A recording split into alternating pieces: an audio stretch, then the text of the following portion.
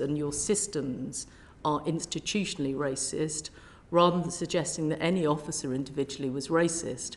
What I'm saying is actually worse than that. I am saying that we have homophobic, sexist and racist police officers serving in the Metropolitan Police Service, many of whom are regularly in the newspapers at the moment for misconduct complaints. And at the same time, I am saying that they treat each other very poorly with prejudice, and on top of that, there is institutional, systemic and organisational bias. So I think it's a really it's a really easy way, isn't it, to say, God, don't blame the guys and gals, this is just bad apples, they don't represent the thousands. What I'm saying in this report, and remember this is London, where 50% of the population isn't white, that actually it is totally out of kilter with the city that it serves. And within that, it actually doesn't treat people very well who are black. And to be honest, because of the choices they made around public protection, they ripped the heart out of the service they deliver to women and to children. So they know it. The police service know it. Officers know it. What we've had is people saying, finally, somebody's laid this bare. And I think that's the important thing today, is that we have laid bare in the last 48 hours the enormity of this. Police officers know it, and if we want to help good police officers that aren't racist and aren't sexist, let's stop being in denial about it. OK, can I move quickly to James Daly, and then I'm coming to Diane. Thank you very much, Chair. Baroness Casey, I have no confidence whatsoever, none, that the Metropolitan Police can change. And do you know the reason why that is? Because there's no evidence to suggest that they can. So let me ask you this one question. You talked about the current commissioner. According to what I've got here in front of me, he was an assistant commissioner for special operations from October 2011 to January 2018. What did he do between those 2 dates to address the problems that you've identified? So I think that's a question you should put to him. I haven't looked at his personal track record. I take the point you're making. And I think I think what he said yesterday, that he was in the world of counter-terrorism and therefore wasn't particularly involved in some of these changes. I do think that it is time that we gave the Met a fresh start. Can I just clarify, we haven't got much time. Are you saying that the person who is in charge of the Metropolitan Police now, as far as you're aware, didn't raise one concern about issues which were absolutely crystal clear during his time in the police? Have you got any evidence to suggest he raised it with any politicians, senior police, or anybody about the concerns as to how people are being treated? No, I haven't, and I think you should put that to him. What is important here, though, is that if you just go down a structural route of changing the Metropolitan Police's structure, you let everybody off the hook again for the change that is needed in that organisation. The point I'm making, Baroness Casey, is that you could have written this report, and it's a very, it's a horrifying report, 20 years ago, 10 years ago, 5 years ago. I suspect somebody will probably write it in about 10 or 15 years' time, because the underlying thing is that people tell us what's wrong, but nobody ever addresses the solution. Nobody has said, as part of this report, the amount of, let alone the appalling behaviour, the incompetence, the basic incompetence is frightening, and none of those people will get sacked. None of those people will be reprimanded. Nothing will happen. All these people who've been incompetent at best and a lot worse for years, I'm not talking about the people under investigation, I'm talking about the senior police officers who were supposed to look after this organisation. Nothing happens to them. Well, perhaps we will have the Commissioner in. I mean, I think we'll have the Commissioner in to put those points to him. I think that's, yeah. I think as a colleague that's Conservative, I think you also have to read the part of the report that says over a decade, £0.7 million was removed from the Metropolitan Police Service. They had to lose money in very significant numbers, and they made those choices. And I think some of those choices weren't right in relation to some. But to blame this entirely on the shoulders of the Metropolitan Police retrospectively would not, in my mind, be fair. And also, let's remember that Stephen Lawrence lost his life 30 years ago. There have been successive governments that have not done anything to address the racism in the Metropolitan Police that yet again I have uncovered. But we have also uncovered many other issues that nobody has looked at before. And the key issue is actually what is making you angry, and I get it, is a sense of complete denial of their responsibility. They've got to do something about it. Okay, thank you very much. Diane Abbott. Thank you, Chair. I just wanted to return briefly to what the Chair said about why should it be different now.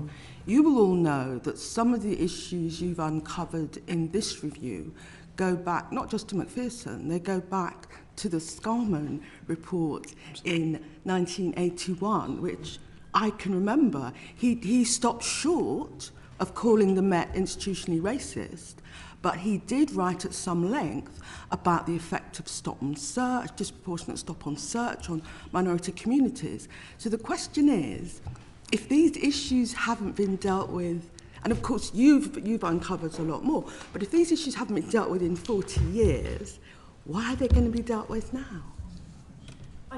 I think, and I hope, and remember I've given a time frame to this so that it isn't an open-ended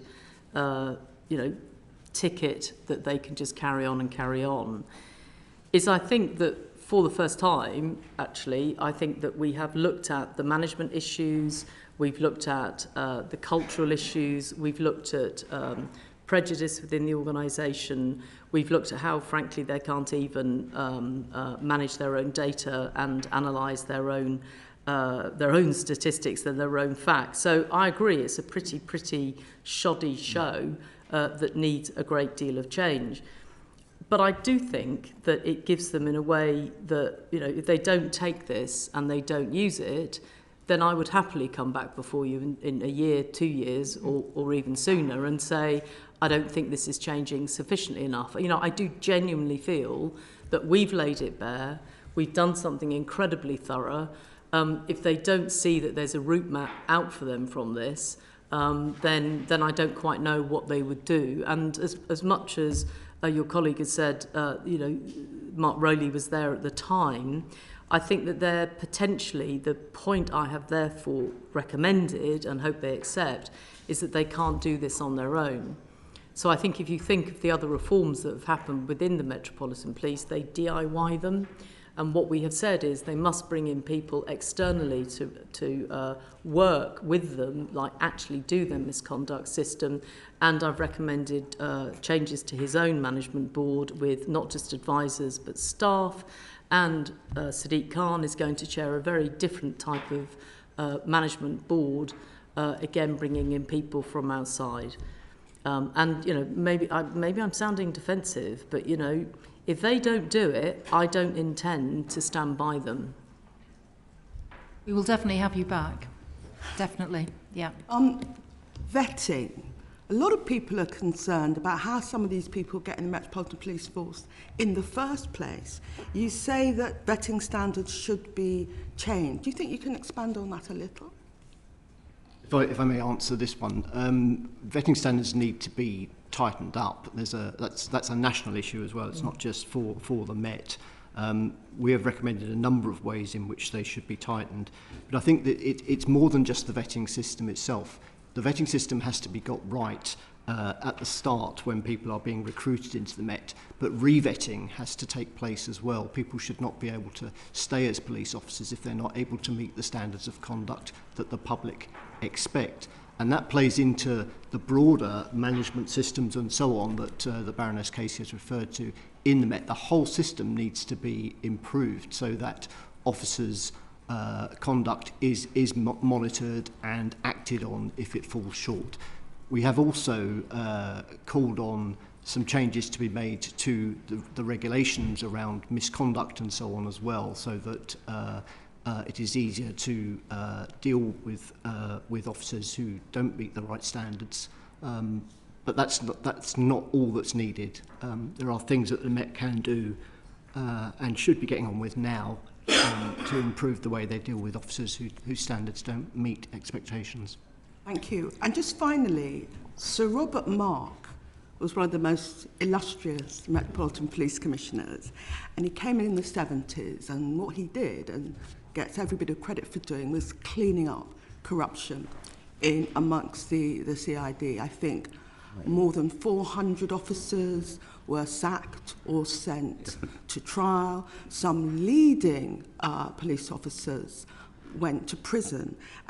But he came to the Met from Leicester. We came to the Met from an outside police force.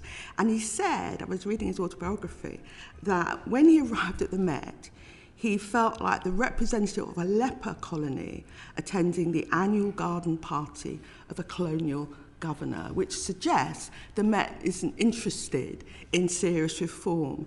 And one of the other things he said in his autobiography is this: I have served in provincial forces for 30 years, and though I have known wrongdoing, I had never experienced institutionalised wrongdoing, blindness, arrogance and prejudice on anything like the scale accepted as routine in the Metropolitan Police Force. Are things any different now?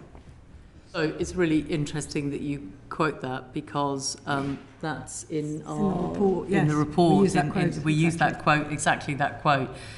Because I think part of the problem with the Metropolitan Police Service, and probably to a lesser degree some of the others, but certainly the Met, is it is their sort of hubris and their closing in on each other in a way that's like this fortress, which essentially means that that gets in the way of everything. It gets in the way of, for example, when a police sergeant has been convicted of a criminal offence for indecent exposure, for doing a rather graphic version of that on a public train, they can actually keep him in the force as opposed to make the decision to sack him. So on so many levels, they close in on themselves, and that they therefore think that they are untouchable.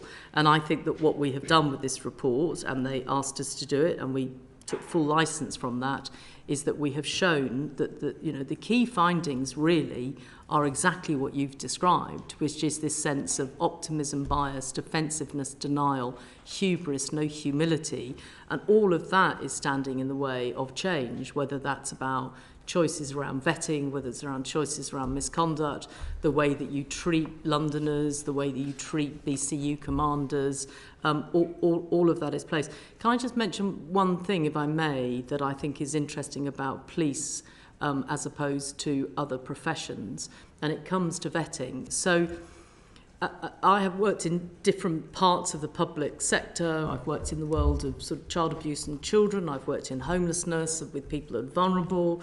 I've been up close and around various other difficult bits of the public sector.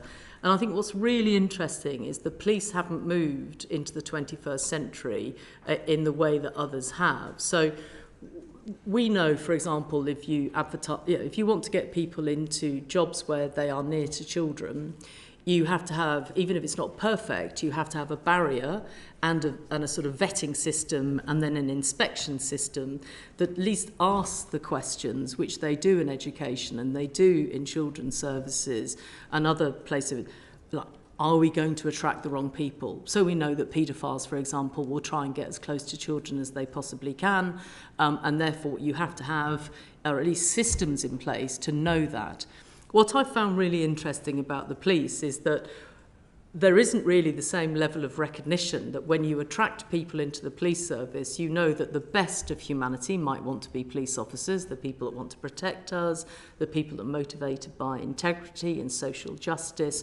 You also attract people that want power and actually want to abuse power. And I don't think, hence why on earth would their vetting systems allow people with, what did Carrick have? I think sort of 5 counts of domestic abuse in his background. You would actually see that as a red flare sign if you were in another profession. So I genuinely think that there are bits about policing that feel out of kilter with the 21st century. That would be one, and some of the accountability structures and no levers for change that actually also don't exist. But I've been quite struck from that one. So I think that's where vetting is a symptom of this wider lack of understanding that people that are attracted to be police officers might actually, although be great, you'll also get equal numbers that aren't great. And you have to have systems and awareness in place that we would have, in places where you're running services for homeless people, or where you're, involved in schools or any of those sorts of things. You would actually have checks and balances in place, and they don't have them in the same way in policing. And at that point, we have a vote. I So really that- do that's- apologise. That's wrong time, is it? Is it? No, that's right. It's just come early. Yeah, so we'll come just early. Oh, have it's come early, okay. the Shall meeting we while we stay? go and vote. If you don't mind staying, we'll be back as soon as we can. Yes. Yes, thank you.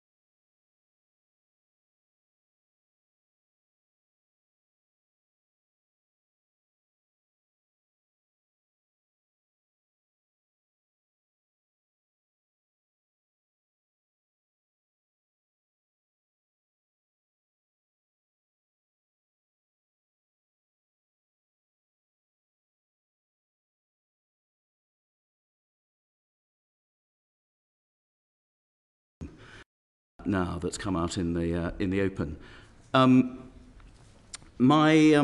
My concern, and it was a concern when we went to see the standards department in Scotland Yard recently, is their solution to dealing with police officers who shouldn't be police officers, or investigating those who are questionable at least, is to bring in more police to mark other police's homework. And they seem not quite to understand the concept of what about people who are nothing to do with the police coming in to see whether actually they are fit for purpose and how you're judging. That would have greater credibility with the public, and trust, as you put in your report, is absolutely key to this, and it might put a completely different perspective on that. You've mentioned earlier about bringing people from outside. You keep using this phrase, give the Met a fresh start. They can't be given a fresh start with only their own people. Would you not agree to that? And also, their solution to misogyny is to bring in more female police officers, which is desirable.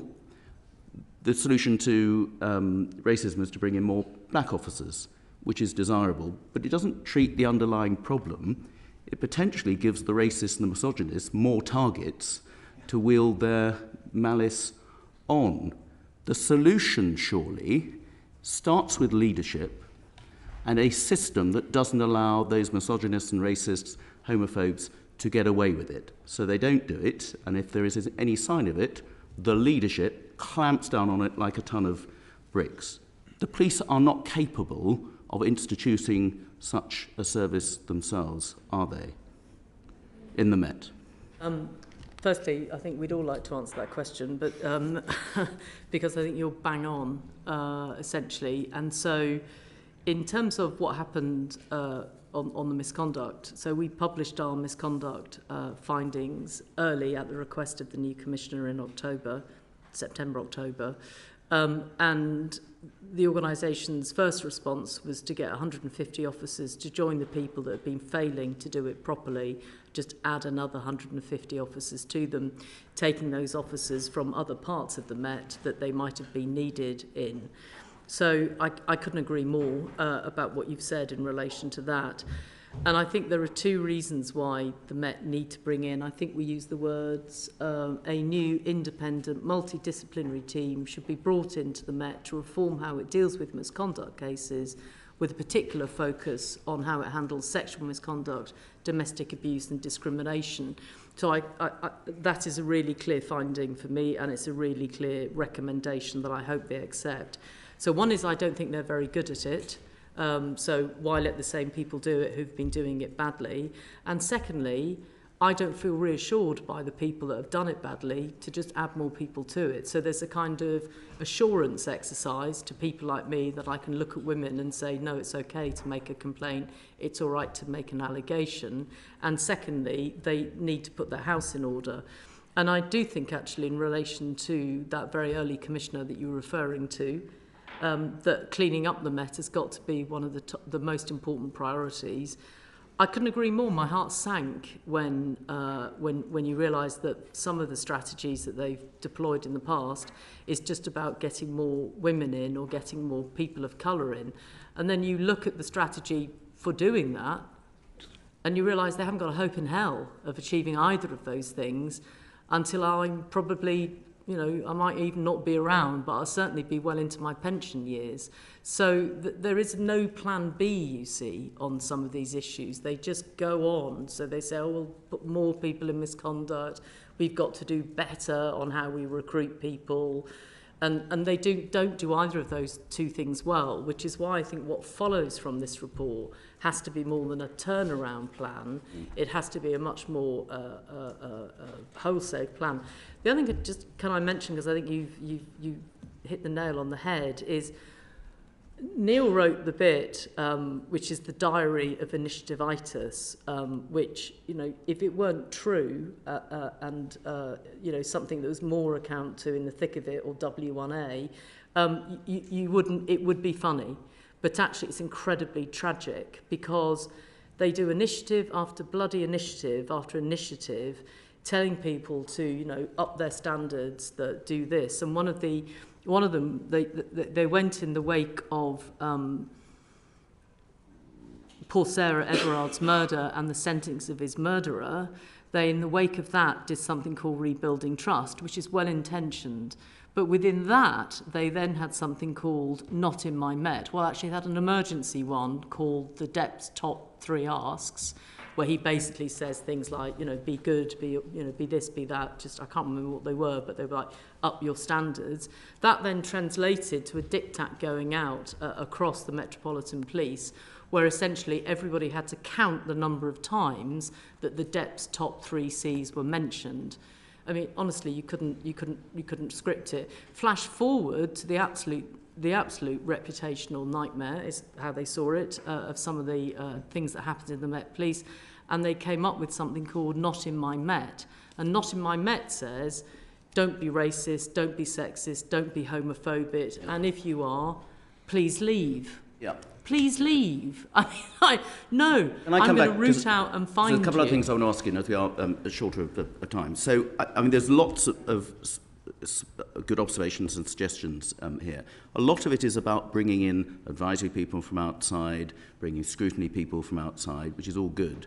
But you need to bring in executive people from outside. So you need to have, do you not, at the highest level, assistants, commissioner and deputy commissioners, whatever, people who come from a completely different background, of which the army is a prime example, or business leaders, about completely overhauling the institution. Because as you and I know in particular, when you're looking at problems around child abuse, say, it's about how did the system allow that to happen, not just about how did the individual professional allow that to happen on his or her watch, but how would the system allow this level of misogyny and failure to go on? And you've got to have somebody who doesn't come from that system, who has executive powers to do something about it and call out the problems, don't you? Yeah, absolutely, Mr. Loughton, and you know that because of your previous world.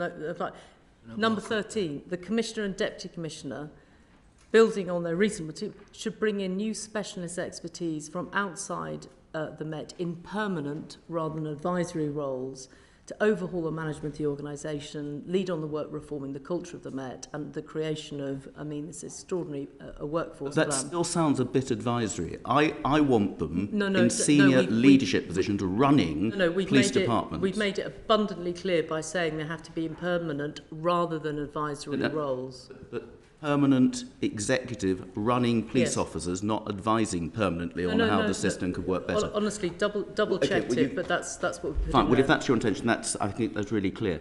It's our intention, Mr. Loughton. Whether the next commissioner does it to the degree that we want is a different matter. So that's my next question. So have you had any discussions with the Home Office or indications from the Home Secretary as about what continuing role you may have to make sure that your report doesn't just gather dust on the shelf? I haven't had any. Would you like to? Are you putting yourself forward for such a role? Well, I didn't think anybody was going to ask me that question, so I'd have to have a think about it, to be honest. I mean, my view is that the Home Secretary's position is, and she made it clear on Monday when we did have a call with her and the policing minister, that she has full confidence in the new leadership of the Met and that she wants to make sure that they have her full support in order to get the job done. And for all the reasons we've just discussed, police marking their own homework is not the solution. So do you think, whether it's you or whether it's one of those few other people maybe up to your calibre who could take the baton on from you, that this needs to be a progression report so that there'll be in a year's time, a 2 years' time, 3 years' time, somebody seeing what progress has actually been made with the power to call out where progress has not been made and where it's gone in reverse or failure has happened, and for that to lead to something actually then changing even more drastically? I have made the offer that I think that, on a periodic basis, a year, 2 years, I put 2 years in the document, either myself, and I've offered myself, or somebody like me would come back and provide themselves, provide you, provide the Commissioner, provide the public with the assurance necessary. Now, just ahead of this, my prediction of what will happen is it's unlikely anybody will ask me to come back. number one. Why? Because they'll find it all too difficult, etc., rather than being brave. I'm just being honest, I could be wrong, I haven't had a conversation with them. The other thing that people will get up to is they'll pick certain bits of what we've talked about and ask people to review certain bits. Really clever and actually stupid move if you're actually looking for reform, is that what you'll get somebody to do is to come in and have a look at, I don't know, misogyny, let's take an easier one. You'll get somebody else to come in and assure themselves. In fact, there's probably already somewhere in that building something called Operation Assure. I mean, I'll put money on it as the sun comes up and goes down. So what will happen is organisationally, people will start to do those sorts of things. And what I'm trying to say at the end of my recommendations is you kind of need a breathtaking, so leave people to get on for a period of time, then you have a breathtaking moment again, where you inhale the breath of whether you think change has really happened, and you live with the consequences of somebody that says they're getting on with it or they're not getting on with it.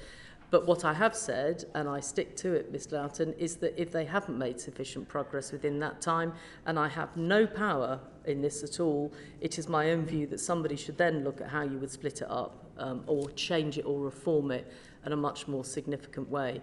But at the moment, remember, we have Lynn Owens, we have Mark Rowley, and we have a change of leadership at the top. Assistant Commissioner Gray has long experience of the move from RUC to PSNI. That's the type of scale of reform that we're talking about. And I think if they take what we've said in this report seriously, and I think they are, then at the moment I would say don't split them up, don't change them. But I think you're utterly right. Bravery around having somebody look at you is the best way to make sure you get reform. Can I just be clear? Your review team, they all finish. This whole thing now just goes away. I'm afraid so. And the ownership of the report is with the Met because they instructed you in the first place or asked you to carry out the review. Yes, I mean obviously we're very clear. In fact, we've got an extremely well-qualified person who leads the review team sitting behind me. We will obviously make sure that the evidence that we've gathered and the anonymity of it is carefully handled, and that we will use the National Archives as some of what we do, but we will hand over the actual report to them, and it is up to them to implement it. And yes, I'm frustrated about that, and our team have worked relentlessly on this. Like, it's all that we've done really for the last 12 months. So we are nervous about handing it over and letting people press ahead, but everybody has to be grown up, including us, and we have to see them and let them get on with it for a bit. I'm not used to this, but I'm learning to handle it. Not very well, but... Right. Okay, and just finally, what would be a reasonable amount of time for that breath to be taken about change? Whether that's happening? My own view is I think it's 2 years in minimum, and I would probably start trying to look at some key things at about a year. You shouldn't really get the clean up right. I think the cleaning up should happen within a year. What you can't do is gift an organisation cleaning itself up for a long time, because you need to know that the recruitment, the vetting, the systems are right at the same time that you're changing the bar on. I mean, Lucy Dorsey at British Transport Police, I think she's on something like her 17th accelerated hearing for misconduct in about 6 weeks. So, and to be fair, I think Barbara Gray is not short of doing that as well. But once you get your system right and you get your clean-up right, there should be a time limit on that, I think. I don't think you would want to know, particularly, for example, that if you're black and a police officer, you're 81% more likely to be the subject of a misconduct complaint. I mean, if that sort of statistic doesn't change within a year, then I'd ask myself whether they're getting that system change right. Okay, thank you. Paula Barker. Baroness Casey, thank you to you and your team for the report and for being so candid. You spoke earlier about a police officer who indecently exposed himself on a train. That police officer is still a serving police officer, and we've heard in the last few weeks in the Home Affairs Select Committee that about 1,000 officers are now being re-investigated, re-looked at. Do you think the threshold and process for dismissing officers is too high? Yes. I think, yes, there's a brief answer. Yeah, without a doubt. And I think in a way that's part of some of the culture within the police that, you know, you can get away with it, as it were, or that their standards, oddly, are slightly lower than they would be in other walks of life. And, you know, that case is coming up a lot, but there are countless examples of that. And I think what's very difficult for now Chief Constables and Mark Rowley within that is that what they're seeking is powers that will allow them to reopen it. And they're trying to find ways to reopen some of the cases that actually probably most people in this room would think, not sure they should carry a warrant card. My one thing I'll add to it is that I think we feel very strongly, though, that the Metropolitan Police could do an awful lot within any of the regulations and rules they've already got. So there is, again, another little culture between let's split it up, choose what we're going to do, and then get people in to tell us it's okay, and show and tell. The other culture is, I think, that they will literally split this down and basically say, well, we can't do this. When I'm saying they, I'm probably really going to the culture of the Met rather than any individual. But the idea that, you know, we can't do without the regs. You know, can't change anything unless the regs change. It's the regs. I mean, it'd be where the Metropolitan Police Federation would be at, which is nothing to do with us. This is all about the regs.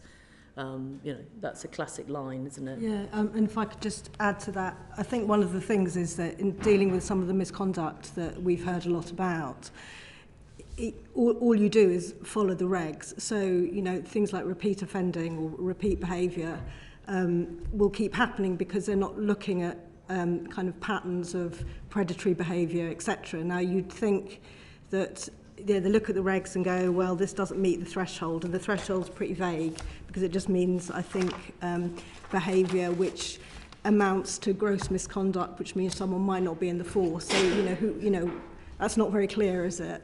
So they don't look at patterns of behaviour. They don't look at behaviour escalating, so they don't know what predatory behaviour looks like. That's what that tells me. They might be able to recite the regs, but I think it's where you need specialists coming in who actually understand, and you would hope some police officers themselves would understand as well, about these kind of patterns of behaviour.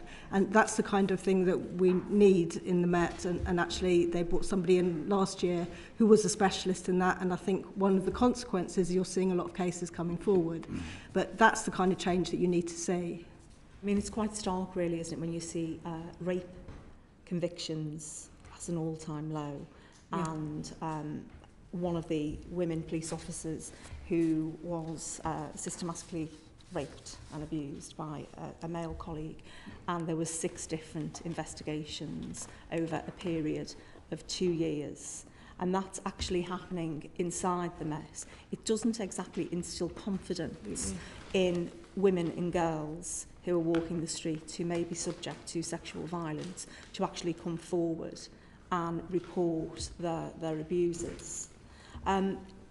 Just wanted to touch on what you think are the potential barriers that the existing legal and regulatory framework may create, and any reform that is required around that. Is there any of those barriers? I think there are some recommendations in the report which are about helping the Met to clean up its act. So one of the examples that we've talked about earlier is in terms of vetting. So the Met are kind of re-vetting to an extent all of their officers. But it appears that if it's established now that someone shouldn't have passed their vetting, they can't actually get rid of them. Because so that's another of these sort of Kafkaesque sort of regulation things that don't seem to have been addressed. So we have a lot of sympathy with the need for regulation to sort of facilitate the exit of some of those people. The others are where cases a power to reopen cases where legally where new evidence has come to light. And I assume you see a role for the Police Federation in that as well. Well, their role will be that they will endlessly defend the fact that those powers aren't needed, and that we're just kicking police officers and they've got terrible terms and conditions. The Met one, not the national one, but the Met aren't that pleased with our report, so I'm not that pleased with the London Metropolitan Federation right now. But I mean, just coming to the point, I mean, this is just so staggering that if you think that David Carrick, multiple rapist, had 9 non-crime incidents between 2000 and 2019, 5 public complaints, including the one where he dragged a woman down a staircase by her throat. He got through his initial vetting in 2001. He passed his probation in 2003, despite the fact that they knew if they'd looked, if they bothered to look, which is what Jessica did behind us on all of these cases. He passed his probation in 2003. God alone knows how. He had checks done to become a firearms officer in 2009, so we knew about the DV. You know, nobody checked, and this is what's so staggering about this organisation. And then he was re-vetted in 2016 that was delayed by 5 years. And people are saying, I'm being tough on the cops. I'm being tough. They treated those women with utter disrespect by not making sure that their systems were able to do what is common sense in another organisation. In any other organisation, that you would put 2 and 2 together.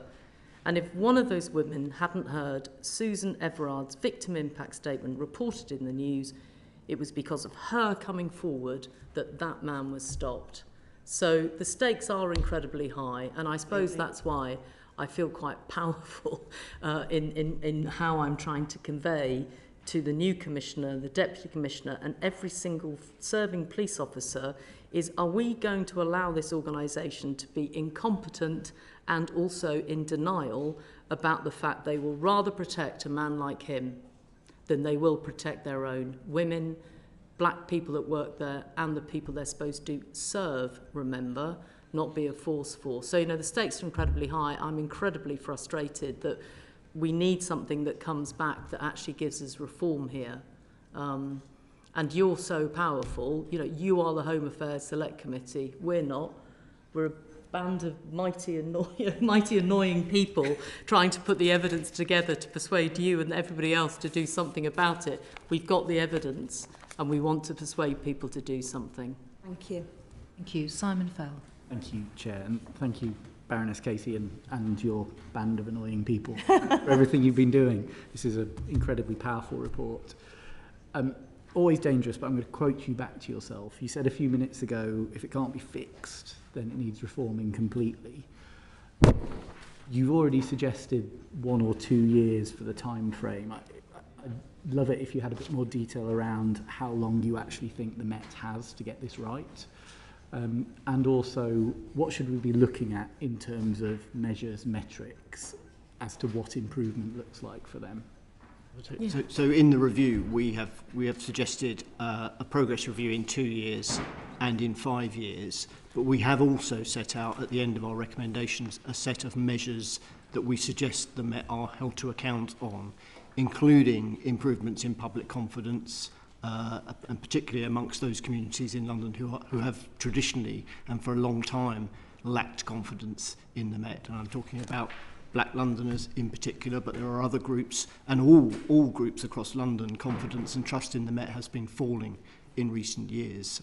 So that is one of the measures. Other measures include improvements in response times, and improvements in charge rates, the effectiveness in cleaning up crime effectively. So there are a series of measures that we've set out, and we think those should be looked at on a regular basis and transparently and publicly, and indeed that should be a focus, we think, of the new policing board that we want to see established to oversee the Met and to oversee the kind of reforms that we're recommending. Thank you. And in your conversation with the Home Secretary on Monday and with Sir Mark over the last few days, do you detect the appetite to follow those measures and to work to that timeline? Yes, I think a lot of those measures matter already. Baroness Casey and others have referred to the Met's existing sort of draft turnaround plan, and I think they have recognised in there the importance, for example, of public confidence as a measure. But I think, you know,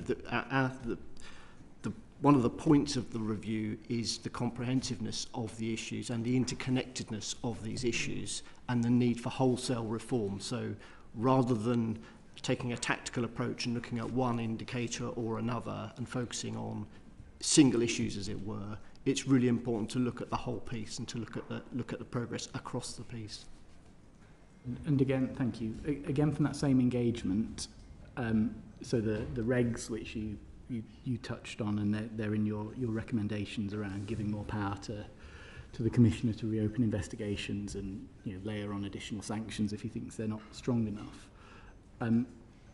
Do you take the view that, again, the Home Secretary is willing to give you or give the Commissioner the powers to make those decisions?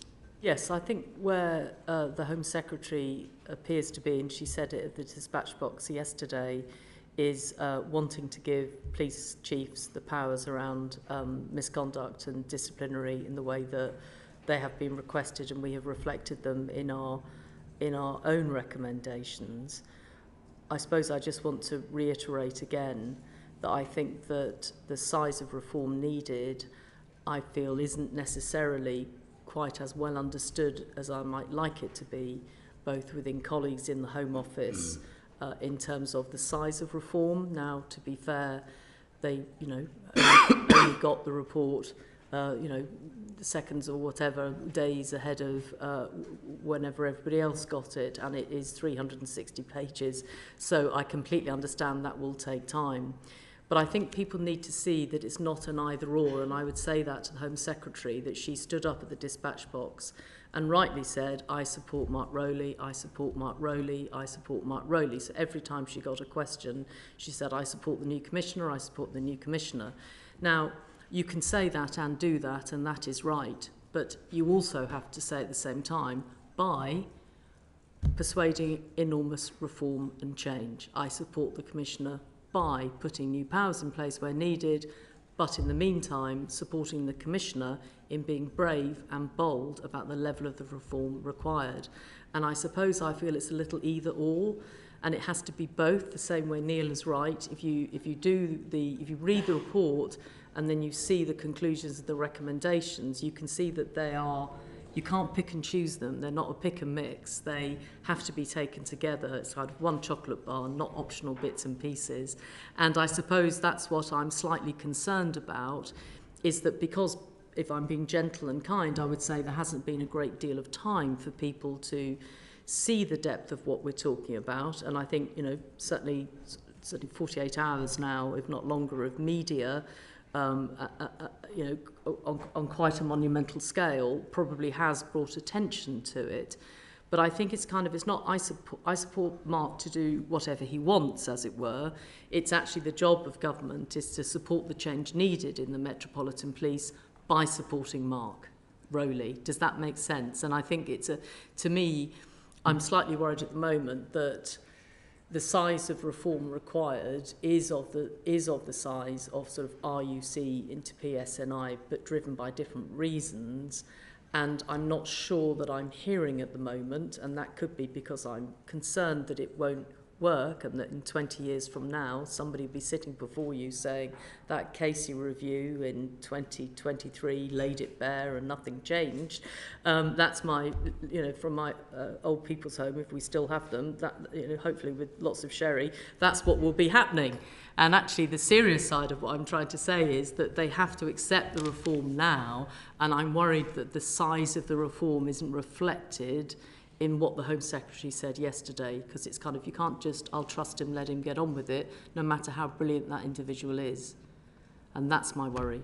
And that's where I think Mr. Loughton is right to say, to be fair, good question to me, do you think that the checks are right? Do you think the balance is right? How soon? I'm conscious of time. I just wanted to say one last thing about the word institutional, Chairman, if I may. Yes, please do. Yes, please so, do. I've been thinking about this, that Mark has inherited an organisation and possibly, dare I say it, a culture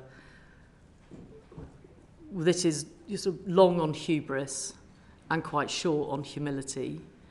And it is my own view that right now, the Commissioner and the Deputy Commissioner and the report that we have given allows them to be bigger, to be the bigger ones, to leave their hubris to one side and to sort of say, wouldn't it be good if we honoured Doreen Lawrence's son? Wouldn't it be good that we honoured all the Black Londoners whose mums right now are thinking, is my child carrying a knife? Is he going to be stopped and searched? How will he be stopped and searched? You know, people telling their kids as they grow up, don't look at a police officer if you're black. We all wanting to tell our children to run to police officers. Black families and non-white people haven't said that for some time. And I think, you know, really in honour of that, Mark needs to be bigger than the sort of headline or the word, and needs to remember we all have to be bigger sometimes than that's what being in public life is about. That's the responsibility that we carry as public servants. And I suppose that's why it's for me really about an end to hubris and a beginning of humility. And that's why it's important, and that's why the words are important, Chairman. And that's really any support that you are all able to give in a cross-party way to that would be so enormously grateful. Well, I think we're very grateful for your time this afternoon and for your band of annoying people for getting this report and producing such a, an excellent piece of work. Can I just ask two things very quickly? One thing that occurs to me is this accelerated misconduct hearings that I've been hearing about that other police chief constables have used. The Met don't seem to have used this. Is that correct? They don't seem to have used it in the numbers that other chief constables feel able to use it. I think there's been fewer accelerated hearings. That's definitely right. They use the legally qualified chair system when they feel they haven't got a kind of slam dunk case and they haven't admitted it. Again, it's very heavily reliant on. It is very, very heavily reliant on regulations, and we think they could probably do better on both parts. We're not saying we haven't said that legally qualified chairs aren't able to to come to a good decision. They're panel decisions, and we certainly think that that's not the root of the problem here. So the answer is not let's have loads and loads of accelerated hearings, but it is for the Met to get their cases together well. Yes, I think we'd just be very surprised that an officer who's caught masturbating gets a conviction in the courts, is not put through an accelerated misconduct hearing. He was put at misconduct. He was put. He was. And back at Met Culture, he wasn't dismissed. He wasn't dismissed. He was given a written warning. They understand what gross misconduct means? No, that's what we write in our report, sir, is that we don't think they understand fully what gross misconduct means. And very finally, I just wanted to ask you, are Freemasons a problem in the Met? What sort of questions there? Because I think in the past people would have said that the Freemasons had an undue influence in the Met, and there's no reference to the Freemasons in your report. So have they completely gone away as a problem? Whether they have gone away or not, I don't know. What I can say is lots of things came up. We asked lots of questions. They are in the report where we were clear whether it was an anecdote, a soundbite, a quote, a piece of testimony, a bit of evidence. We can prove every single word from every single person in that report is true, and that we can prove that their systems are at play to make that happen. So it didn't come up significantly as an issue, and therefore it isn't in the report. Chairman, would you just indulge me one final thing? I've spent the year thinking about the fact that we were commissioned in the light of Sarah Everard's death. And I think when all of this stuff gets into the media and all of those sorts of things, and people were chasing for headlines and running to get what we'd said out, and Victim in the Guardian going, oh, exclusives, and I was so irritated by all of that, particularly that.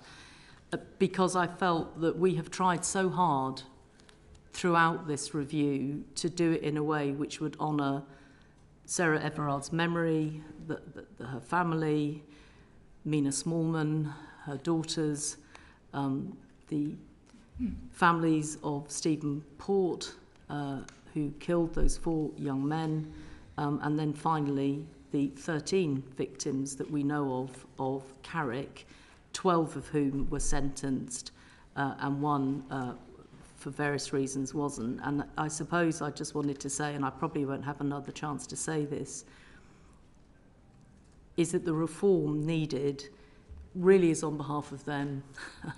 And, we have a system of consent in this country, that the public decide what our laws are and how they should be changed. You make those changes in Parliament. That's what you do as parliamentarians. You, on our behalf, make those changes. Then we ask the police to hold those changes on your behalf and our behalf. That's gone horribly wrong here. Consent is broken in London. And I feel sort of in honour of the last 12 months of the victims of some of these police officers, we owe it to them to get change. And you have the power there, much more than me. So that's all I wanted to say. Thank you. I think that's very, very powerful. And we will be coming back to this. We will be, I'm sure, wanting to speak to the Commissioner. And we will, I think, want to invite you back as well, in perhaps a year's time, to see where things are. But thank you very much. Thank you. Thank you.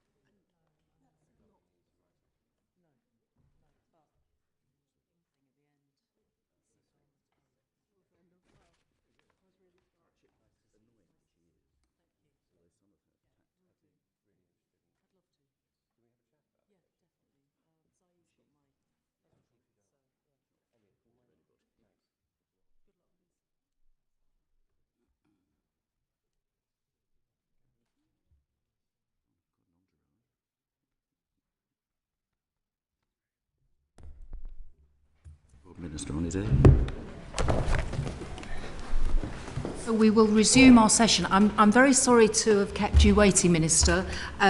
We had a vote in the middle of the first panel. Don't apologise, I completely understand. Yes, it was a very important session that we, as part of our policing inquiry. But we're very glad to see you with us today.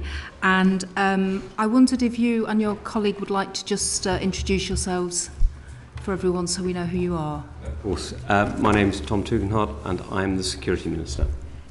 Good afternoon, everyone. My name is Michael Stewart and I'm the Director of Prevent in the Home Office. Yes. And the purpose of this one-off session is to look at the review produced by William Shawcross, which was published at the end of February this year. We have about an hour, I think, in this session. So I'd just like to start us off. Minister, whether you're able just to give an overview of the current terrorist threat in this country. Well, the current threat is substantial, as you will know, and the reason for that determination is because of the level of threat that we see around the nation. It's balanced, as you'll be aware as well, with the reality that in some areas it'll be slightly higher than others, but we've got to set an appropriate level that works for the whole of the United Kingdom. It's true, of course, that Northern Ireland often has a slightly separate determination, and so this is really something that we keep a close eye on the whole time. And at the moment, as I say, it is substantial.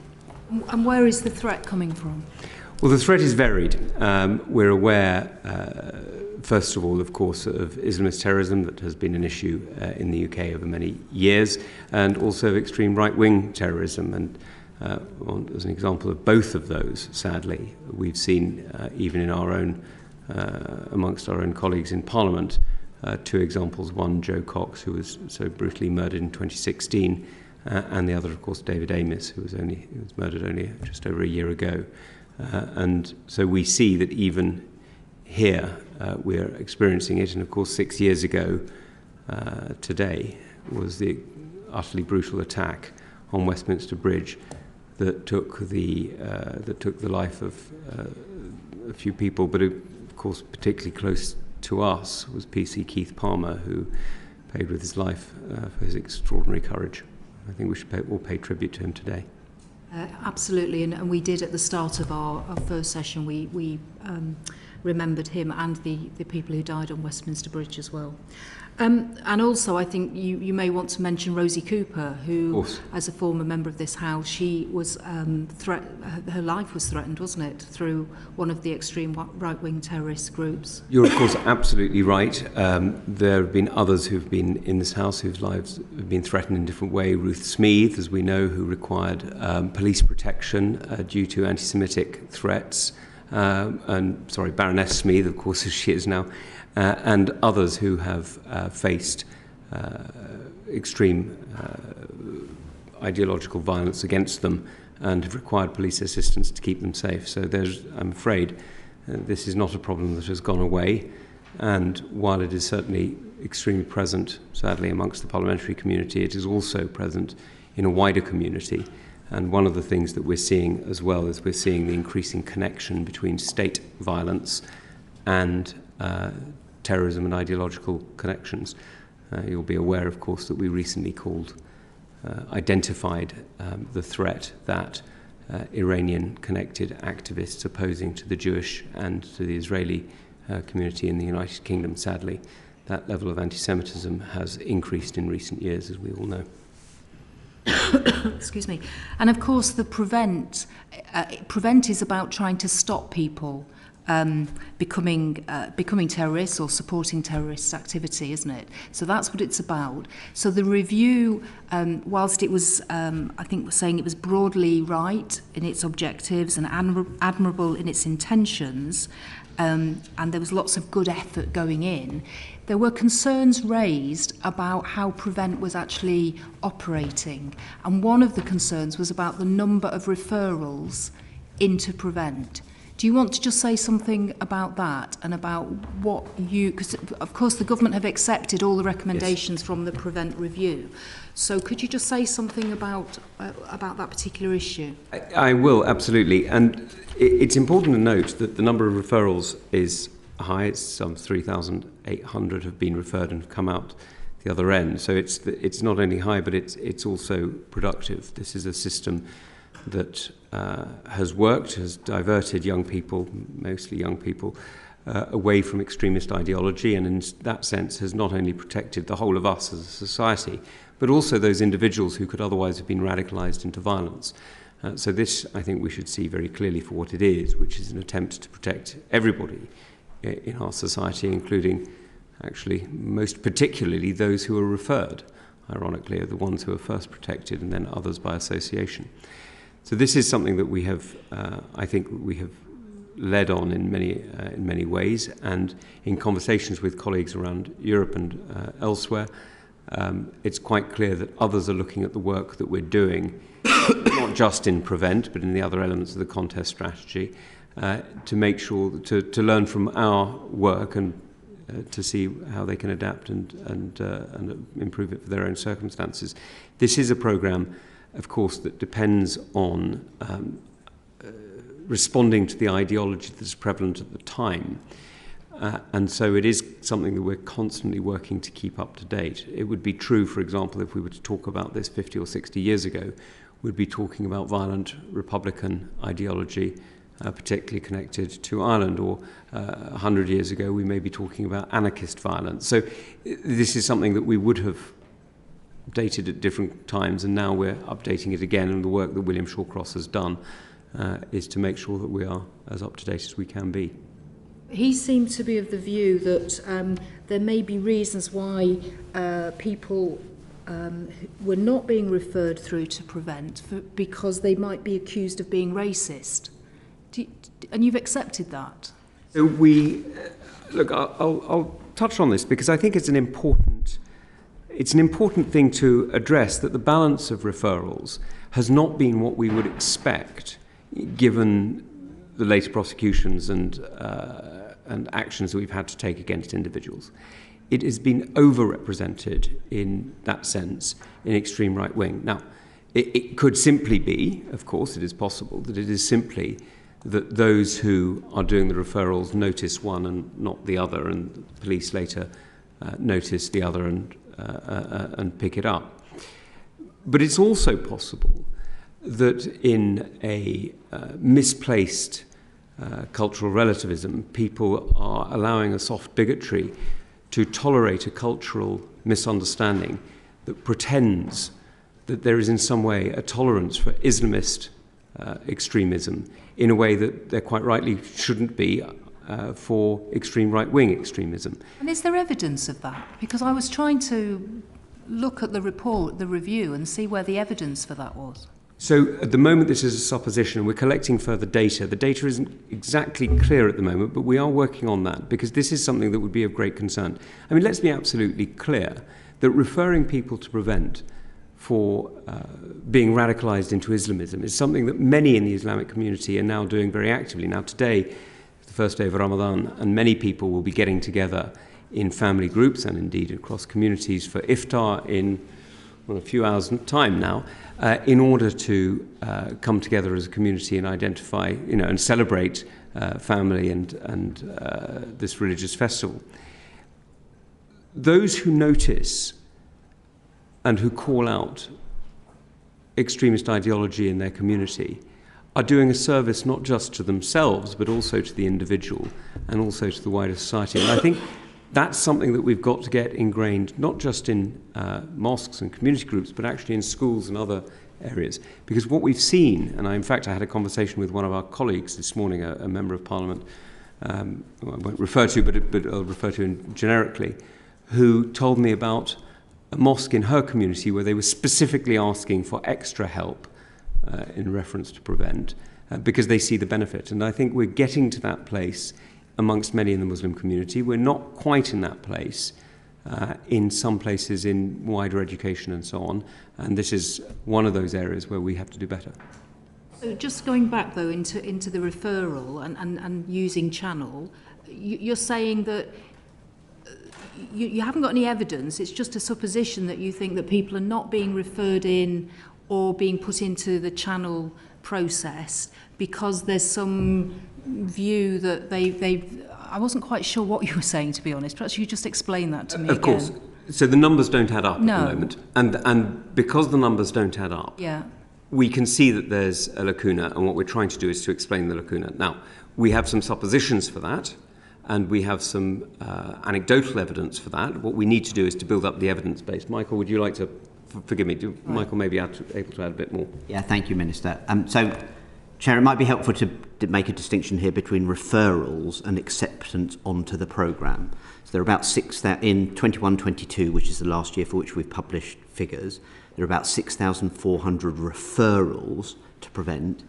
About 800 of those actually make it through to Channel, which is our primary intervention programme.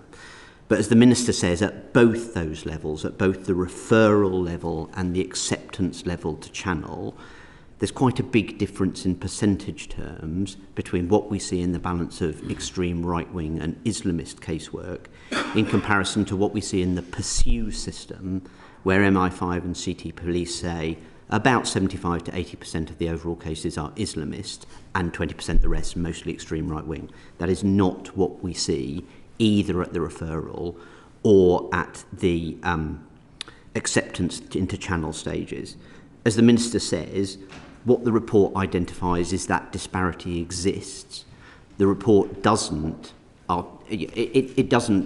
describe to us actually why that's so. So, as he has said, we're in a position of collecting a significant amount of data on that so we can understand that better. I think it's also worth reflecting something else that William recommends, which we are accepting, is something called the security threat check. So in future, we will have an examination of how the risk and threat looks from Prevent and how it looks from Pursue, and seek to marry them together. That won't necessarily lead to a linear relationship in the percentage of casework, but it will help us understand if there is a difference, and if that difference exists, why. Okay, right. I think we might come back to that in a moment. Paula Barker. Thanks, Chair.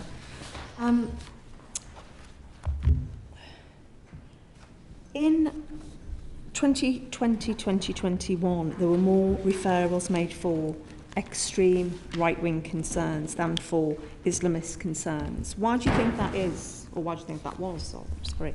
Well, that's partly the point that we were just addressing with the Chair. It's hard to be absolutely certain, but we think there is an element that people in some communities are more likely to refer extreme right-wing terror concerns than they would Islamist terror concerns. And there are many suppositions as to why that might be the case. One is that there is a misunderstanding of what is culturally acceptable and what therefore might be an inspiration to radical ideology in some communities rather than others. And I think that's what I mean by the bigotry of low expectations. I think we've got to be very, very careful that what we're doing is we're holding not just everybody to the same standard. I mean, that's quite clearly the right thing to do, but that we're protecting everybody equally. It would be quite wrong to see a program like Prevent, which can protect people from falling victim to ideological indoctrination, and only use it to protect some members of the community and not others. And I think that's a danger that we've got to address. I think that's one of the things that Mr. Shawcross identifies in his report, and there's more work to be done on it. How long do you think the analysis will take on that? Because obviously he does identify it, saying that the RICU operates different standards for what highlights as Islamist and extreme right-wing threats. So how long will the analysis take? So I don't think RICU operates different standards. I think it's a slightly different challenge, if I may. And I know Mr. Shawcross mentioned it, but I think that the challenge is that what we're seeing that interpretations of it vary. And so it's a different challenge. And I think there's a lot of work to be done on that. I'll give for a timeline, I'll ask Michael, if I may. So two things on that. I think, as the Minister's rightly pointed out, the RICU conversation is a slightly different one. And Chair, I think it's important to reflect that RICU worked directly for me, so I have a specific interest in this. The RICU bit is, for those of you who've looked at the 2018 contest strategy, there are 3 bits to Prevent. The bottom bit of the triangle is the tackling causes space, and that's mostly where RICU speak. And William's observations around that are that we have been out of balance in terms of the products we put forward, in terms of more analysis of right-wing and less analysis of Islamist in comparison to the threats they present. So I think that's a slightly different question to the understanding the middle bit, the conversation we've been having about the relative disparity of casework. And there are 3 bits to understanding that middle bit. Work is going on now, led by my teams, to look into those cases that have taken place mostly over the last year in a dip sampling way to give us a better understanding of that. I've touched on already the security threat check process, which we will begin this year. Both of those 2 pieces of work will definitely be done and give us a good sense within 6 months and certainly within a year. But it's also important there's some independent verification of that beyond me, and that will be a more involved academic process, which we are discussing now, and I think that'll take over a year. Can I just ask about the recent announcement about the government service that will warn if there's danger to life nearby in terms of the tech service? Why is that being brought in now? Is there any specific reason? Capability. Right, okay. So there's no other reason other than capability? These programs sometimes take a while to get online, and it's now online. So it's an update. We're very pleased. Obviously, it stated that it could address flooding, fires and extreme weather. Could you see it being used in a terror situation? It's something we've considered, and you'll be aware that public information is essential in moments like that. Quite how it's deployed and where it's deployed will depend very much on what the challenge is. Look, there's been a lot of work done by psychologists in recent years on that old analogy, shouting fire in a crowded cinema. You don't want to do that and cause a stampede or cause further harm. So how it would be used and where it would be used is something that still requires work, because of course if you're sending out a text message, you can't assume that everybody sees it at the same moment. You can't assume, there's an awful lot of information that you won't assume is treated equally. And so it's a different challenge to have an immediate threat as opposed to a longer term one. So a flood that may come in 24 hours maybe more amenable to this service than an immediate threat in other areas.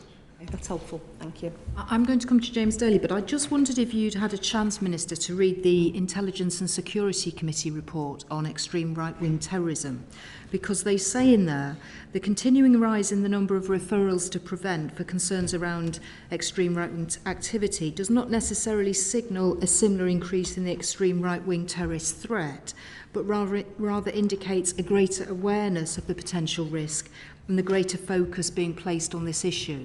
So that might be the explanation. Absolutely, that's one of the possible explanations. Yes, that's right. Would be quite a reasonable explanation, Yes. rather than people being worried about being racist. Well, the reality is we have a combination of possible reasons, Chair, and I don't want to discount them. Okay. What I want to do is to find out what's the best way of making sure we keep our society safe and keeping individuals within our society safe. And that's why I think the ISC has done some really important work on this. Others have done work on this. And there, I'm afraid, we have found in admittedly anecdotal evidence that in some areas people are less willing to refer when it may be Islamist in a Muslim context, which, as I'm sure you would share with me, is absolutely unacceptable. To suggest that Islamism is, acceptable in Islam is as wrong as to suggest right-wing views are acceptable in any other culture. Yes, absolutely. Right, James Daly. Oh, thank you very much, Chair, and thank you very much, Minister. Prevent was created in 2003, but it would be fair to say it doesn't work, wouldn't it? I'm sorry, I couldn't hear you. It would be fair to say it doesn't work. I don't agree with that, actually, Mr. Can you give us some evidence to suggest it does work? Yes, I would be very happy to give you some evidence that it does work. What you can see pretty clearly from the statistics is that many people go in, are referred into it, and end up being completely ordinary members of society only a few years later.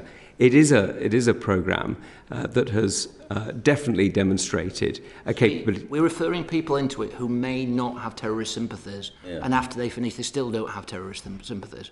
Well, that's one interpretation. Alternatively, we're referring people into it who do have terrorist sympathies, which is what the evidence shows through the Channel programme, and after a few years, they don't. Do you think there's a better way of doing this, Minister? I know you've had the Prevent programme has come, as the relatively new Security Minister. Although I accept everything you say, I can't exactly see our European colleagues following the grand example of Prevent as being the way to address things. Is there a better way than Prevent? Well, our European colleagues are following it, and nobody yet has found a better one. We're constantly looking around, and so you'd be right to keep challenging. That's absolutely part of what we've got to do to ourselves. But when you look at the incidents of terror that we've seen in the United Kingdom and the way that we have been able to challenge some of it, I'm not saying it's 100% successful, that would be absurd, but when we see the way in which that it's been able to divert some people away from violent extremism, that's got to be seen as a success. Look, this is not an attempt to reprogram people who may have views that we don't agree with. It's an attempt to help people step away from violent extremism. It's quite a narrow aim if you look at it specifically. We're voting again. No. Oh. Just a final question. As an example of this, in terms of the what Prevent does in some ways, is actually replicate services that should be there in the community. If somebody's got mental health issues, and the mental health issue is that perhaps one of the main reasons as to why somebody's been referred into it, it seems odd that Prevent is the way of addressing the mental health issue rather than through other services in the community. You're completely right that there are some incidents of referrals that frankly should not be referrals to Prevent. They should be referrals to mental health clinics. That's completely accurate. And it's certainly true that there is some evidence of overlap between extremist views and mental health issues. And so sometimes they should be referrals to mental health clinics, sometimes they should be referrals to Prevent, and sometimes, I'm afraid, they should be referrals to both, because the reality is the overlap is very high. But what we need to do is to make sure that we're getting people into the appropriate level of care. Now, the challenge we've got to have is we've got to make sure that when we refer people who may have mental health issues as well, What we're not doing is putting people who would care for them into positions of severe vulnerability when we also know that they may have terrorist sympathies as well. Thank you very much. Simon Fell. Thank you, Chair, and thank you for joining us, Minister. I'm interested in incel culture, not personally, I should say, but Shawcross argues in his review that people who are influenced by that culture, or fixated on school massacres and areas like that, shouldn't be covered under the PREVENT programme. Do you agree with that? I think what Mr. Shawcross does is quite rightly challenge us on that. We have involuntary celibacy is very often an indicator, but I think we're very far from convinced that it is in itself violent extremism. Now, the reason I'm slightly cautious about this is we have seen incel-related attacks in other countries. We haven't seen it in the UK, but we have seen it in other countries. And the same is true of school shooting. We thank God we haven't seen school shootings here in the UK for many, many years now, and I'm glad that our gun laws make that particularly difficult and therefore more unlikely. But we are keeping our eyes open to the different ideologies that motivate in different ways. Thank you. The reason I ask is we've had briefings as a committee looking at incel culture and how it may start as involuntary celibacy, but actually the individuals involved in it move across the spectrum, right, essentially looking for an outlet of hate that best serves them. And organisations like Community Safety Trust and others have done deep... That's why I was clear that it's more of an indicator than an ideology in itself. It may indicate that the individual is looking for an outlet of some kind, even if we haven't yet identified what that ideological outlet may be. Great point. So if you think it's best served outside, if that group of individuals are best served outside of the PREVENT programme, where do you think they should then sit? Let me just be quite cautious. I didn't say they're necessarily best served outside the PREVENT programme. They may or may not be. And this is where the PREVENT programme is there to assist when people have been referred in. The best people who can judge who should be referred in are the people who are working with others in the community. It's very difficult to set hard and fast rules from Westminster, from Whitehall, when actually the human variabilities in our communities are so great. So there will be many indicators that may trigger a referral, incel views being one, but the purpose of PREVENT is to prevent violent ideology. So a referral may not be the wrong thing.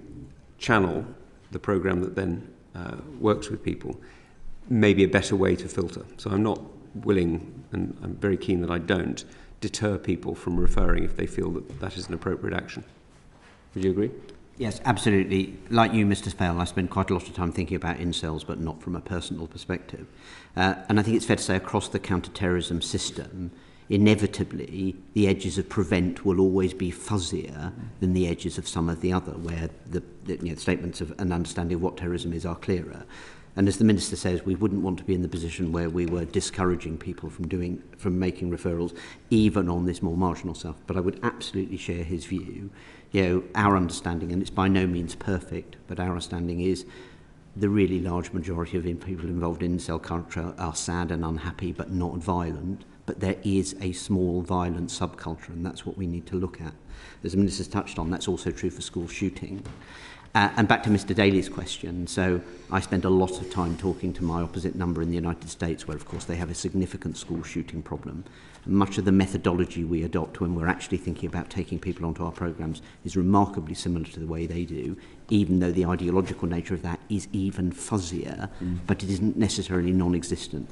So we do need to continue to be a broader church than the rest of the counter-terrorism process, I think. Thank you very much. When you said people, you mean men, don't you? It's men who are incels. It's not people. It's not women. Women aren't incels. Almost entirely men. Yeah, it's men. Okay. So just two things on that. You're quite right, but this is a reflection actually of how things can be abused. The incel movement was originally started by a woman in Canada who had absolutely no violent concepts whatsoever, and it has been exploited in this way. But you're right, Chair, more broadly, of course, across prevent casework, about 90% of the casework we look at is men. Thank you. Lawton. Thank you, Chair.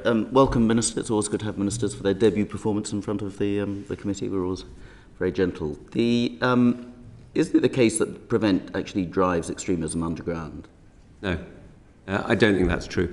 I think what Prevent has suffered from due to some relatively high-profile campaigns is a perception that that might be the case. The reality is actually it has extremely good engagement with many members of pretty much every community, actually. And we find that even in communities that we are told by some loudmouths feel that it's victimization, the communities themselves actually choose to engage with it. And we see this certainly in mosques and community groups across the United Kingdom. We took evidence some years ago on a different inquiry, I think it was to do with hate crime and racism, from university academics who were very concerned that Prevent was effectively snuffing out free speech on university campuses because people didn't want to express views which could be construed as extremist, which could make them candidates for the Prevent programme. And they were very critical of the Prevent programme. Have you seen evidence of that? No, we haven't seen any serious evidence of that. No, I think that's right. I mean, this is, again, a criticism I have seen repeated on a fairly regular basis. The Department for Education produces statistics on its effectively safeguarding programmes for university speakers. The number of people who are refused an opportunity to speak on the grounds of Prevent-related grounds is really, really tiny. We haven't seen any broader indication that that chilling effect does exist because it appears to us all the issues which are of interest to us are discussed quite vibrantly on university campuses rather than being driven underground. Okay, but I'm not talking about cancelling speakers, and that's why we've got the freedom of speech legislation on university campuses. I'm talking about ordinary students who may be harbouring extremist views and who may have previously been engaged in debate or slightly more offensive behaviour which would have revealed those extremist views, are now hesitant to do so, and they seek other fora. Let's be clear, the purpose of Prevent is to stop people from turning to violent ideological movements that would threaten them and threaten others. That's what it is about. It's about the prevention of, it comes under the contest strategy very specifically because it's about preventing terrorism in our country. Part of the purpose of that is to help people who are being radicalised not to be so radicalised. It is absolutely right to make sure that those views are challenged, and if in challenging them people don't hold them anymore, and therefore you don't hear them anymore, that is a success, not a failure. That's not the same thing as a cancel culture, where you're choosing not to debate in order to simply have an easier time of your own ideological pursuits. Rather, instead, it's about making sure that violent views that genuinely threaten to drive people towards extreme action, not just thought, are challenged and put in their correct place. That's my point, isn't it? Because if people feel that they are vulnerable to being pursued by a Prevent programme operation or whatever, being identified for that, by speaking their views and having those views challenged in open debate, be it on a university campus or education establishment, wherever it may be, then they are likely to go underground and to seek refuge with the extremist organisations that Prevent is trying to stop them going into their arms, because the jihadists don't openly recruit at Freshers' Fair. They did. Well, if they did, then they can be challenged, but the really dangerous ones do not. Those are exceptional circumstances of where pseudo extremists have presented themselves. But mostly it's done underground, on the internet, and through personal contacts. Your point about the direct connection between people on the internet as opposed to in open forums is absolutely true. That is due to the nature of the change in the way communities operate and the way we all communicate, and that's, I'm afraid that's just a fact. There's nothing I can add to that. It is certainly true that we all communicate more in, if you like, private communications, not necessarily secret, but private communications rather than open forums. That's correct. I don't think it is correct. In fact, I have seen no evidence to justify the claim that Prevent is in any way having a chilling effect on open debate in either universities or any other public forum. I think what it is doing is helping those who are on a path to radicalisation to step off it. Now, I think that's a very important thing to do. I think it's important to protect the individual concerned, but more importantly, it's important to protect the whole of society. And I think that is exactly what a community like ours should do. Because I don't think we should accept violent ideology as a norm. It isn't a norm. It's not normal in our society. It is an outlier, and it's an outlier in various different groups. We've spoken about Islamists, we've spoken about extreme right wing, and in the past, and certainly at some incidents, we've seen left-wing anarchist and single-issue ideology leading to potential acts of terror as well. So we know that ideology can lead to violence. And it is absolutely, I think, the job of the state to protect individuals, and in doing so to challenge ideology that may lead people to violence. Can we touch on the issue about proportions of Islamist extremism and right-wing extremism, which was obviously a major observation by Shawcross, and I think his figures, so out of the 4,915 referrals to Prevent, 22% were related to Islamist radicalisation, and slightly more, 25% for extreme right-wing ideology. And yet in terms of those people who then ended up being in custody on remand for terrorism-related offences, 70% are categorised as Islamist and 22% as extreme right-wing. So he claims that the Islamist threat is severely underrepresented in the Prevent referrals. Is he right on that? Look, I accept his report. I accept his report because he has demonstrated through the numbers, through the data, that this is a challenge that we haven't got correctly balanced, and he's correct on that. What we need to do is to find out the reasons for that misallocation and seek to make sure that it's better represented. Now, as Michael put it earlier, and indeed as the Chair put it earlier, there are potential reasons for that. One is, as the ISC put it, due to the growing prevalence of understanding that right-wing violence is a serious threat and therefore should be treated with the seriousness that is appropriate. Another is, as I've mentioned, is possibly cultural misunderstandings or unwillingness to challenge on various areas. And there may be other reasons still that I haven't covered, and so I think that it's important that we recognise that the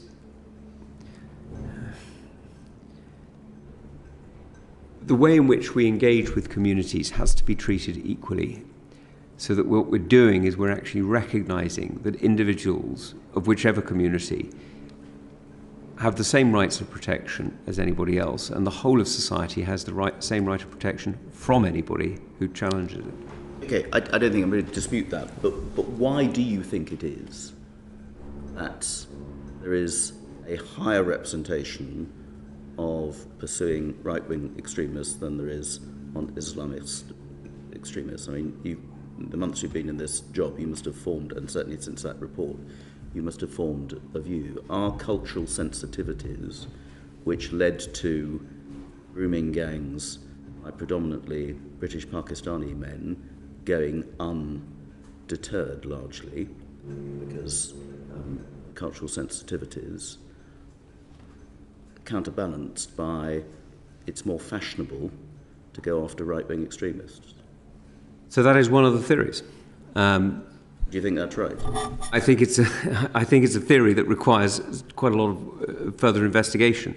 And that's why what we're doing is we're working with groups like Educate Against Hate, and we're working with many other groups across the country to make sure that what we're doing is we're helping to educate teachers and other community groups who may be, people in the community who may be having those level of contacts, to see that what they're seeing is or isn't normal. Now, as I say, today is the first day of Ramadan. Many people will be practicing their faith in ways that will stand out in some communities.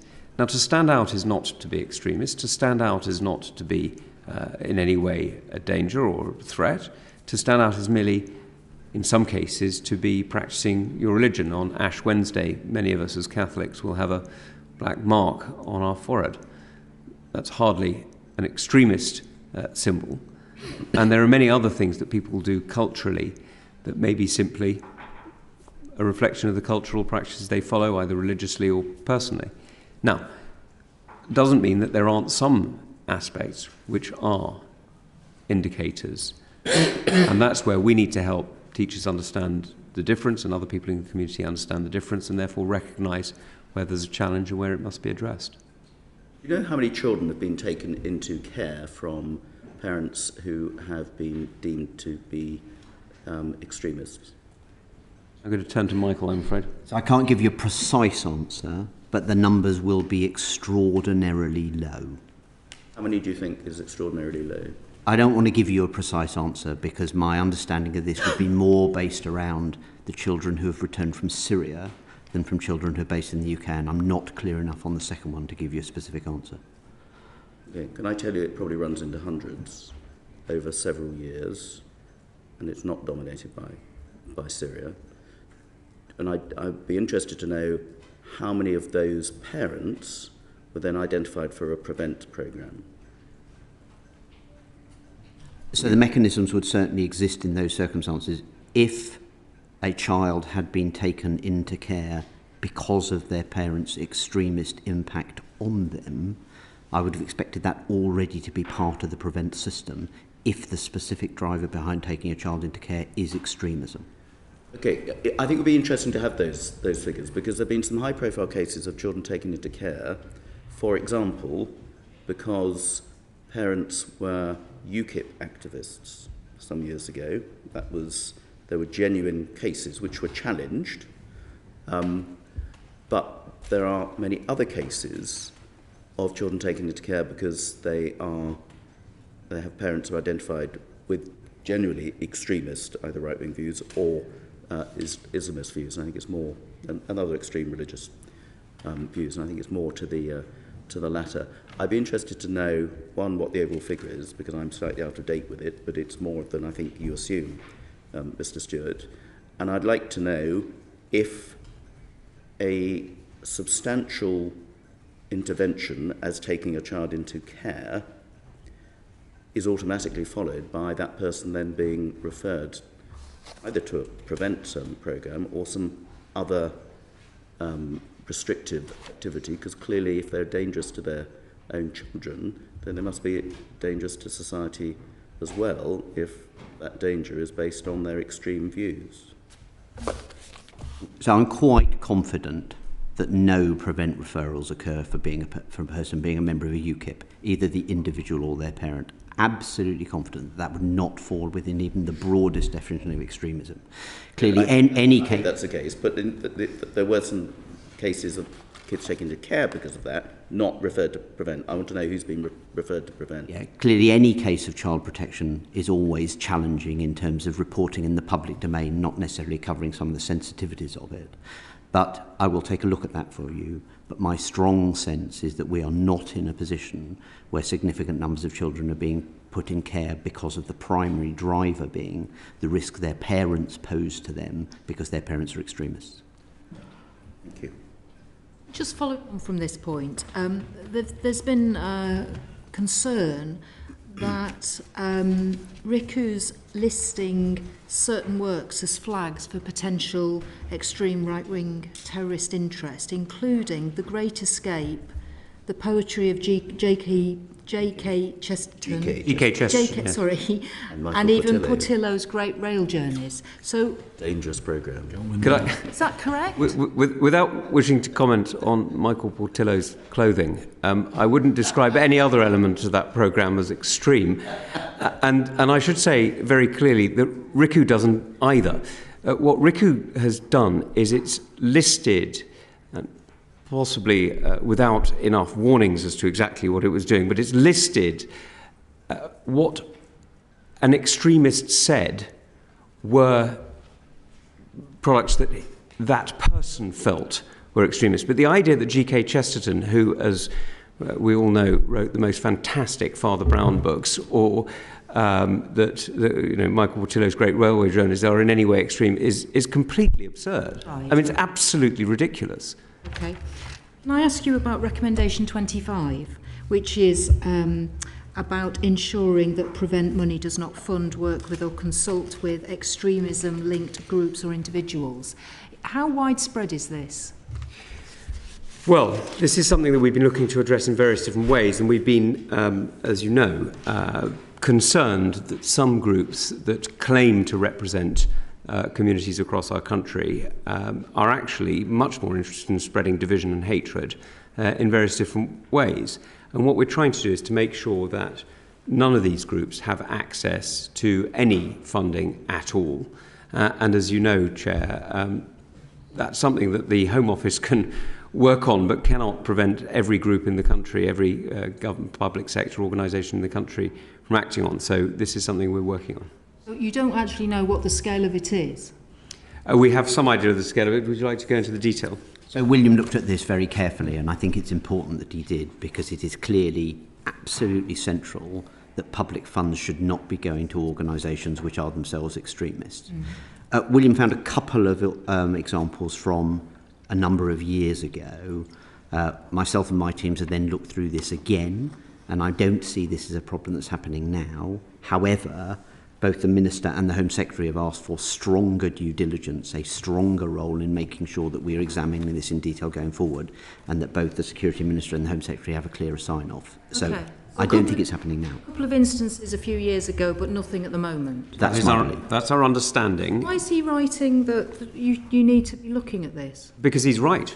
He's absolutely right. This is definitely not something we should be even slightly... Absolutely, but there isn't any evidence that it's happening. There is evidence that it happened in the past. In the past? Yes. Okay, so... Okay. And just on that, Chair, we absolutely have to have zero tolerance of this. We can't have it under any circumstances, which is why... No one's disputing that. I think it's just statements being made, and when you say, well, where's the evidence this is a problem, it's a bit frustrating that you're saying, well, a few years ago there was a couple of instances, but it's not happening at the moment. It just seems a bit... I think, Chair, you'll recognise it's a very long report, it's a very complete report. It's one of the reasons I think it's a very good report, is that Mr Shawcross has looked at many areas where either lessons have been drawn and made sure that they're reinforced, or indeed, more challengingly, looked at areas where lessons need to be drawn and has made those recommendations.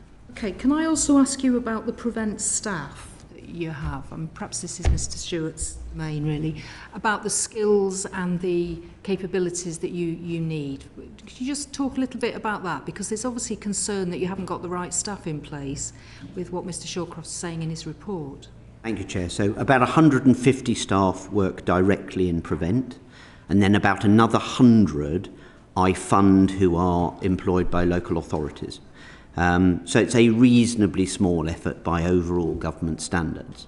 My sense of Prevent staff is that I have a strongly motivated, often in many cases highly specialist workforce, and I see people, particularly in the local authority area, move from one local authority to another because they are passionate about Prevent. And that is one of the most innovating and energising parts of my job, seeing that. In skills, I think the challenges we have, as we've touched on earlier, is that the risk picture is changing all the time, and our ability to keep up with that is always a challenge, but I think we do well on that. as the Minister has touched on, the proliferation of online skills are really important here, and I have a group of specialists who are working specifically to consider how that plays out. That is also a challenge because the online position changes so quickly. William is definitely of the view that the understanding particularly of Islamist extremism within Prevent needs to improve, and we're very much committed to that. But William also, in a further recommendation, says he wants to see more of the work in-house rather than delivered by consultants, and that's what we're already doing, which for me is a reflection of the confidence I have in Prevent staff. Okay. Paula Barker. Just on, Mr Stewart, on the 50 that are employed or you fund to work in local authorities, I'm assuming that's because in those specific areas there's high numbers of risk. Is that the case? Yeah, that's right. So our philosophy, and again William touches on this, our philosophy is that we have a series of Prevent priority areas. Across England and Wales, every local authority has a duty to deliver on Prevent, but over years we have developed a methodology in which we have looked at the highest risk areas. William notes correctly that that is probably a little bit out of kilter now with where the threat is, because the threat feels more, sadly for us, balanced across a range of regions. So today I just have over 40 Prevent priority areas. Based on William's recommendations, we will be regionalising more strongly, and that number will fall to about 20 over the next couple of years. Thank you. So do you think that will help in terms of making sure the right referrals are made and the right people go into the channel programme? Because it seems to me if you've got the 40 local authorities that are the high profile ones, there's lots of other local authorities that may not have access to the expertise that you've just been talking about from staff being able to assist in making decisions. So are you expecting that regional process will result in better decision making? Yes, I do. I don't think that's the only reason why. So there will be a series of regional advisors employed directly by the Home Office who will help, particularly for those areas who are unfamiliar. But that's not the only thing to improving the referral process. The Minister's touched on this already, and so does William. The quality of our training products to frontline practitioners, if you are a teacher, if you are a health worker. We already have a range of training products, but we need to make them sharper, particularly on the ideological points, and I think that will be another key in improving the quality of referrals. Okay, thank you. Is there anything, Minister, you need to say to us or tell us about, or you're concerned about? No, I don't think so. I'd just like to thank Mr. Shawcross formally on record and to thank you for your interest in this area of work. I think this is enormously important, and it doesn't stand alone. There are, as you know, 4 areas of the contest strategy, and this is one. But it is an important element, and it's rightly challenged frequently. And so having this ability to explain what its purpose is, and I look forward to reading your report when it comes out, to hear how you feel it should be engaged and how it should engage with others. I think it's an essential part of democratic debate. I think we should compete in the ideas space just as we compete in others, and this is important. Thank you. And we have asked to speak to Mr. Shawcross, actually, and we were hoping he might be able to join you today, but that wasn't possible. So we would like to see him. So if you do come across him, perhaps you could say we are very keen to speak to him if he'd like to come and... May I just say, I know he is keen to do it. I'm afraid, able to organise his diary for him, but I realise he's very keen to do it. Good. Well, that's very helpful. Thank you very much for your time this afternoon. Thank you. Thank you.